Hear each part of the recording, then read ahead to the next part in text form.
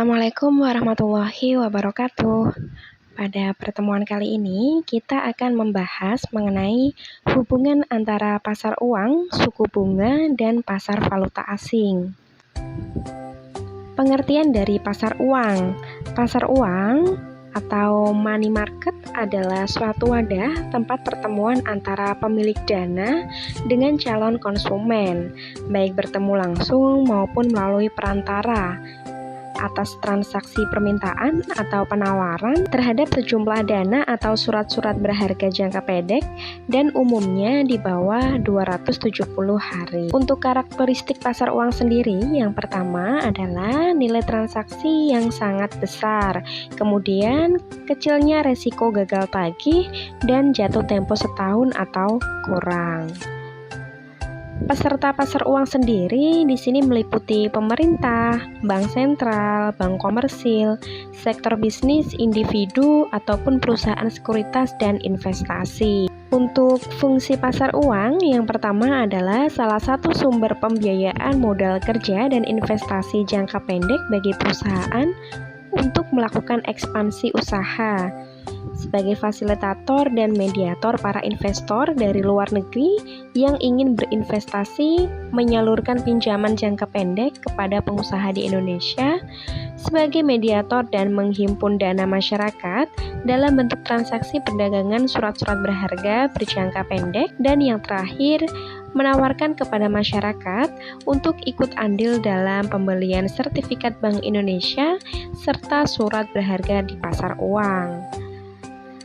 Tujuannya bagi investor adalah dari pihak yang membutuhkan dana, yaitu untuk memenuhi kebutuhan jangka pendek, untuk memenuhi kebutuhan likuiditas, untuk memenuhi kebutuhan modal kerja, dan dari pihak yang menanamkan dana, yaitu untuk memperoleh penghasilan dengan tingkat suku bunga tertentu, membantu pihak-pihak yang mengalami kesulitan keuangan dan spekulasi. Kemudian kelebihan dan kekurangan pasar uang.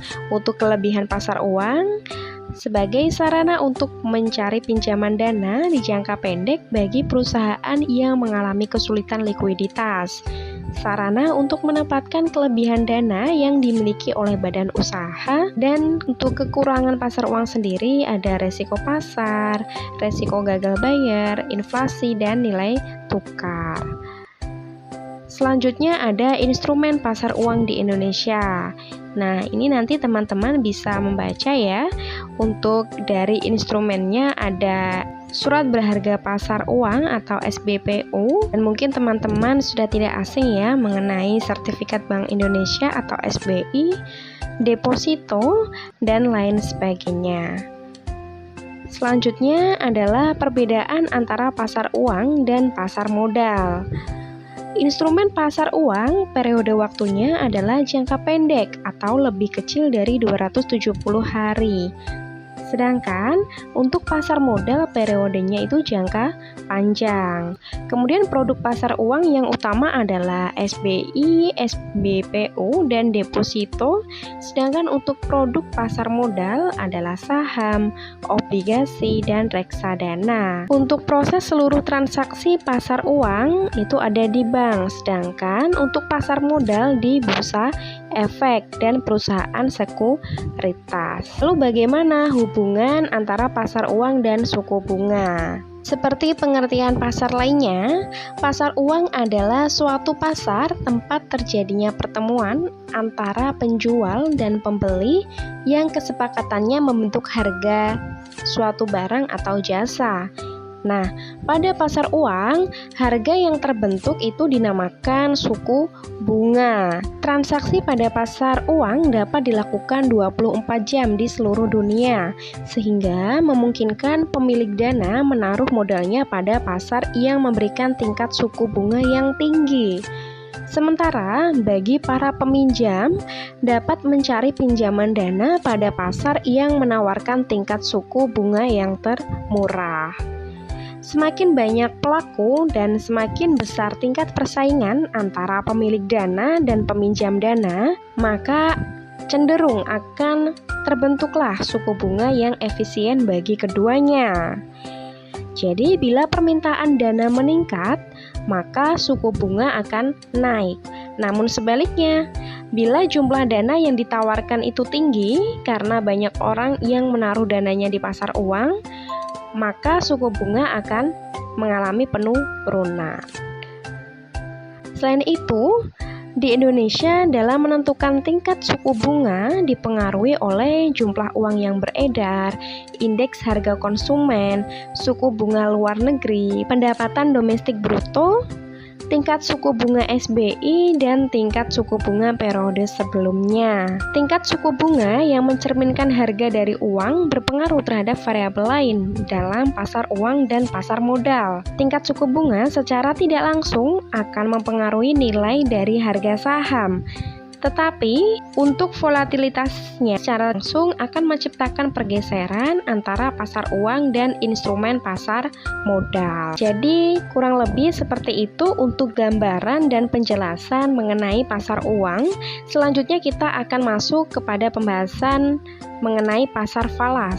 Forex exchange market atau sering pula disebut dengan bursa falas adalah suatu mekanisme di mana orang dapat mentransfer daya beli antar negara, memperoleh atau menyediakan kredit untuk transaksi perdagangan internasional, dan meminimalkan kemungkinan resiko kerugian akibat terjadinya fluktuasi kurs suatu mata uang. Jadi secara umum, permintaan atau penawaran akan valuta asing dilakukan di bursa valuta asing yang diselenggarakan oleh bank atau lembaga keuangan lainnya. Fungsinya sendiri, transfer daya beli, penyediaan kredit, dan mengurangi resiko valuta asing. Sedangkan untuk tujuan melakukan pasar valuta asing sendiri yaitu untuk transaksi pembayaran, mempertahankan daya beli, pengiriman ke luar negeri, dan mencari keuntungan dengan investasi. Lalu jenis transaksi dalam pasar falas, di sini ada transaksi spot, adalah jual beli mata uang dengan penyerahan dan pembayaran antar bank yang akan diselesaikan pada 2 hari kerja. Kemudian ada transaksi forward yang disebut transaksi berjangka. Pada prinsipnya adalah transaksi sejumlah mata uang tertentu dengan sejumlah mata uang lainnya dengan penyerahan pada waktu yang akan datang. Kemudian ada transaksi swap dalam pasar antar bank, adalah pembelian dan penjualan secara bersamaan sejumlah tertentu mata uang dengan tanggal valuta penyerahan yang berbeda. Sedangkan di sini ada perbedaan mengenai kurs dan quotation falas. Untuk kurs valuta asing adalah harga suatu mata uang yang dinyatakan dalam mata uang lain. Sedangkan untuk quotation valuta asing merupakan suatu pernyataan kesediaan melakukan transaksi jual beli falas pada suatu kurs yang diumumkan. Nah, di sini ada bentuknya, ada direct quotation atau cara penentuan kurs suatu mata uang di mana satu mata uang asing digunakan untuk menilai mata uang lokal. Kemudian ada indirect quotation yaitu penentuan kurs di mana unit mata uang lokal digunakan untuk menilai mata uang asing. Jadi kebalikan ya dari direct quotation. Kemudian ada USD quotation. Dalam transaksi falas internasional, US dollar selalu dijadikan sebagai mata uang referensi dalam penentuan kurs mata uang asing lain. Dan yang terakhir, kita akan membahas mengenai interaksi antara pasar valuta asing dan pasar uang.